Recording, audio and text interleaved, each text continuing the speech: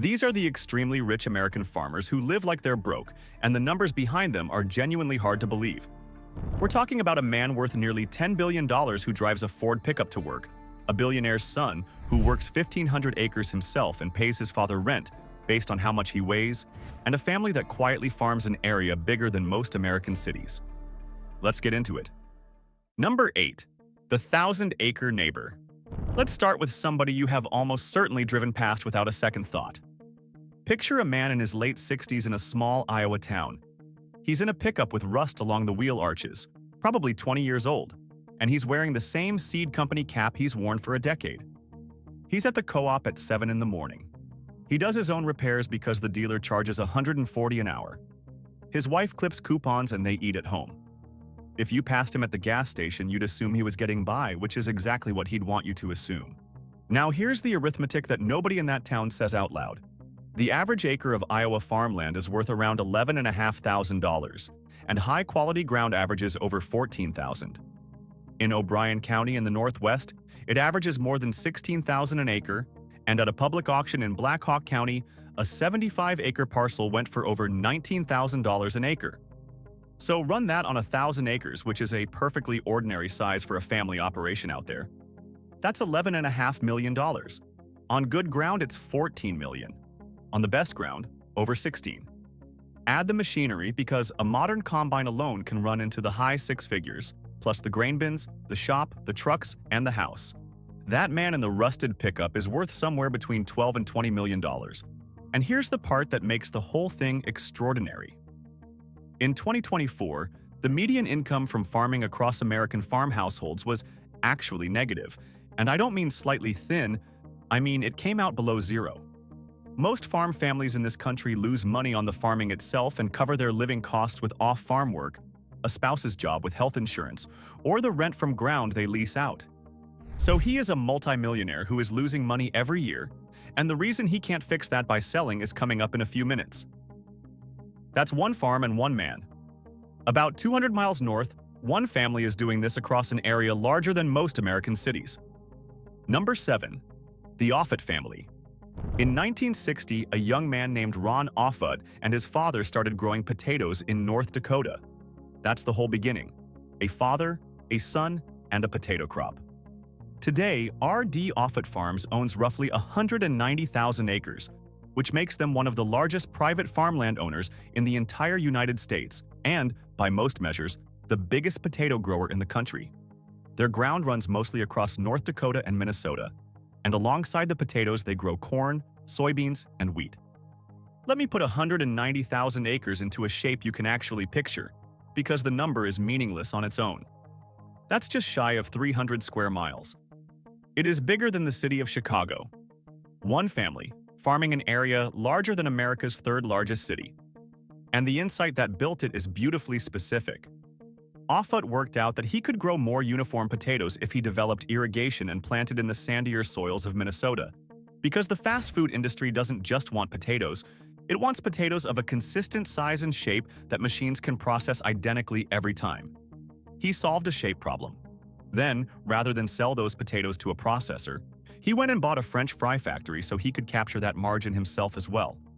The company is still family-run. Ron is chairman emeritus now, and his daughter Christy is the company chair, with her husband Keith serving as president. Headquarters is in Fargo. Not Manhattan, not Chicago, Fargo. And that's the pattern you're going to see over and over in this video. These are people who keep the head office 2 miles from the dirt because being close to the operation is worth more to them than being close to money. The Offetts feed the Friars of America, and almost nobody outside agriculture knows the name. There's a family in California that made themselves even harder to see, and they run the largest farm in the world. Number 6. The Boswell family. In California's Central Valley, there is a company that operates the largest privately owned farm on the planet, and there's a genuine chance you have never heard the name. The J.G. Boswell Company was founded by a cotton broker from Georgia who came west to Pasadena, and it was his nephew James Boswell II who turned it into something almost mythical. People called him the King of California, and that wasn't a nickname the family went looking for, it was one the state gave him. The family farms around 150,000 acres, mostly in Kings County, and what they grow is extra-long staple Pima cotton, the premium stuff that goes into high-end clothing, plus tomatoes, alfalfa, almonds, pistachios, and wheat. They're the top producers of that cotton in America and have been for decades. Speaking of quietly building an empire out of dirt and patience, there's a program someone on our team has been curious about called the Billionaire Brain Wave. It's a simple 7-minute audio built around theta brainwave research. The deep focus brain state linked to where big creative ideas come from. You put on headphones once a day, usually with your morning coffee, and that's the whole routine.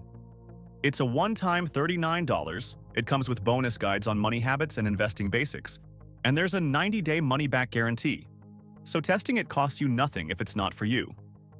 If you're watching on your TV, pause and scan the QR code on screen with your phone camera or tap the first link in the description.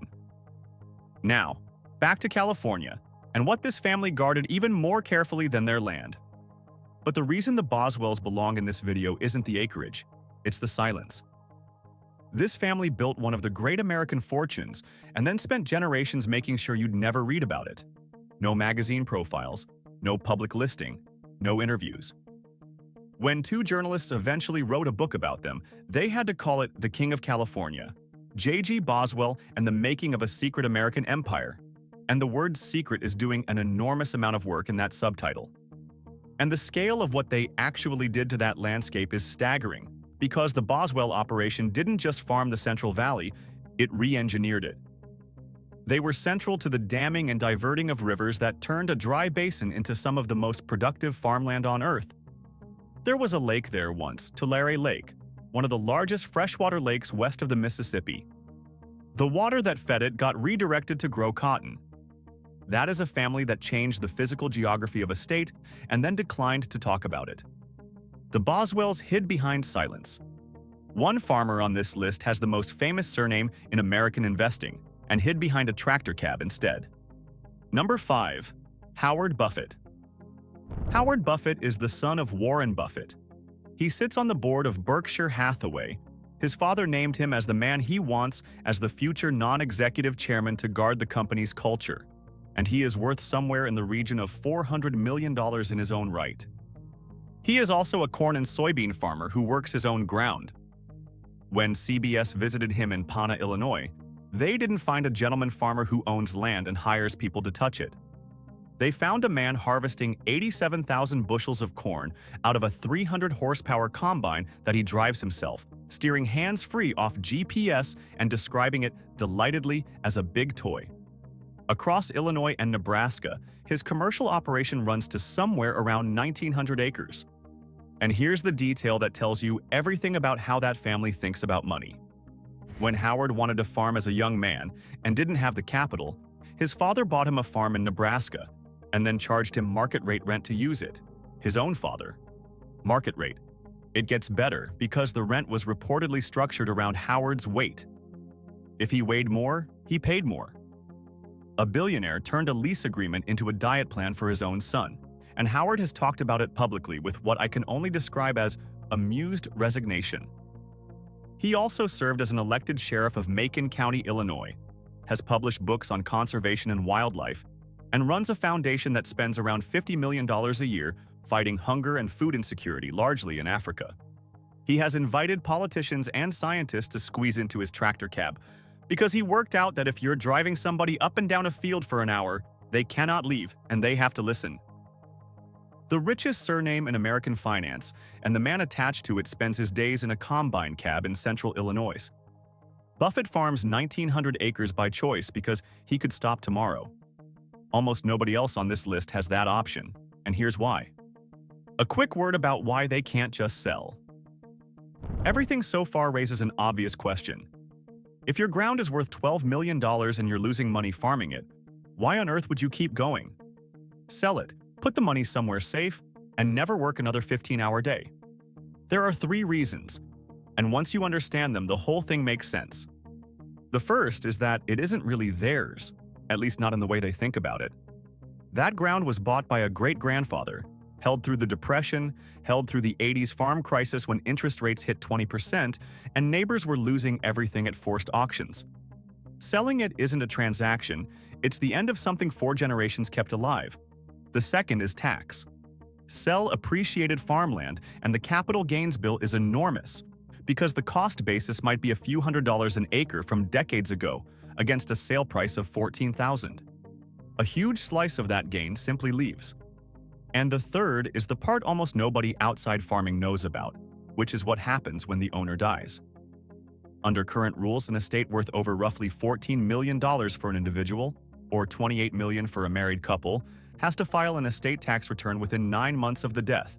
And 9 months is nothing when the money doesn't exist. Because these families are, in the words the industry uses constantly, asset-rich and cash-poor, there is no pile of money sitting anywhere. The wealth is in dirt. So the children inherit $20 million of farmland, a tax bill they can't pay from the farming income, and a 9-month clock. And the American Farm Bureau found something startling when it ran the numbers. The lowest earning group of farms, where the operator farms full-time and loses an average of more than $5,700 a year, had an average net worth of over $40 million. Read that again. Losing $5,500 a year, worth $40 million. That is the trap this entire video is about, and every single family in it is standing inside it. Now, back to it. Because one man on this list built his entire fortune on what might be the most successful handshake in the history of American food. Number 4. The Simplot family. In 1929, a 20-year-old who had walked out of school at 14 after a row with his father won an electric potato sorter on a coin toss. That is genuinely how it started. John Richard Simplot, known his whole life as Jack, flipped a coin, won a machine that sorted potatoes, and built a business around it.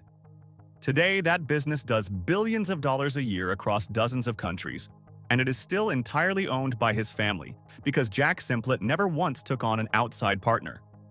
During the Second World War, he worked out how to dehydrate potatoes at scale to feed the military, and when wartime shortages made fertilizer impossible to buy, he simply built his own plant and made it himself. Then, in the late 1940s, his company produced the first commercially viable frozen French fry and patented the process in 1953. Which brings us to the handshake. In the 1960s, Jack Simplot and Ray Kroc of McDonald's agreed a supply deal with no contract, no lawyers, just two men shaking hands. That arrangement is still running today, roughly 60 years on, and by 2005, Simplot was supplying more than half of all McDonald's fries in America. He became Idaho's first billionaire in 1967, and the way he carried that is the reason he's on this list, because Jack Simplot drove himself around Boise in a Lincoln Town car with a license plate that read, "Imsar Spud." He stayed in Idaho his entire life. He kept the company private, kept the family in charge, and died at 99 still holding what he'd built. A man who fed the largest restaurant chain on earth and never once behaved like somebody who needed you to know it. Simplot's fortune passed cleanly down to his children, which is not how this usually goes at all. For most farm families, the hardest day isn't a bad harvest, it's the funeral. Number 3. The widows and the heirs.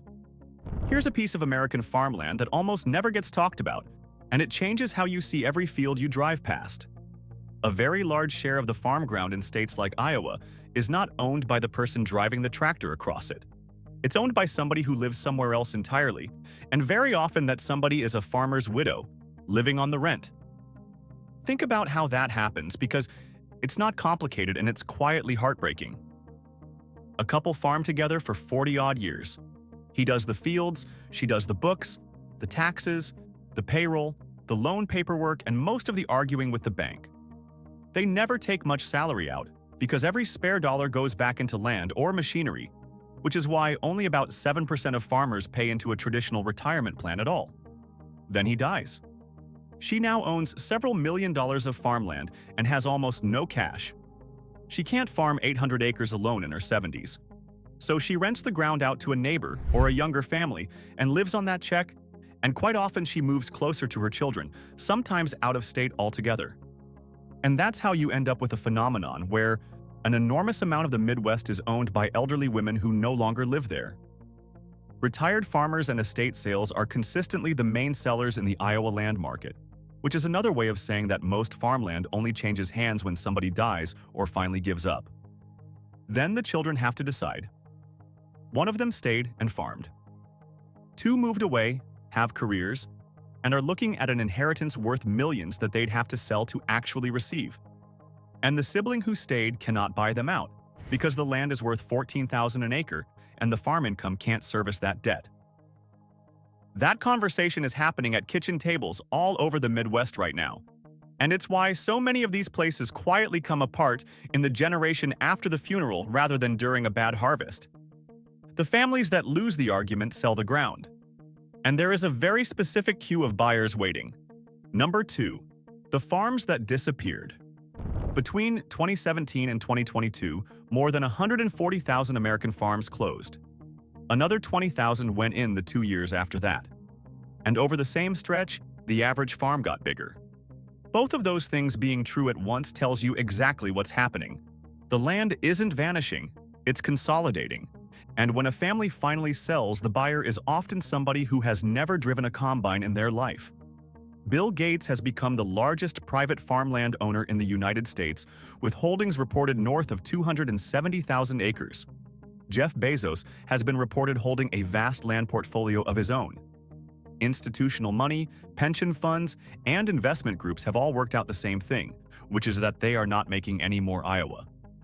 When a trust linked to Gates bought a potato farm in North Dakota for $13.5 million, the state's own agriculture commissioner said he'd got an earful from clear across the state, and that people were livid.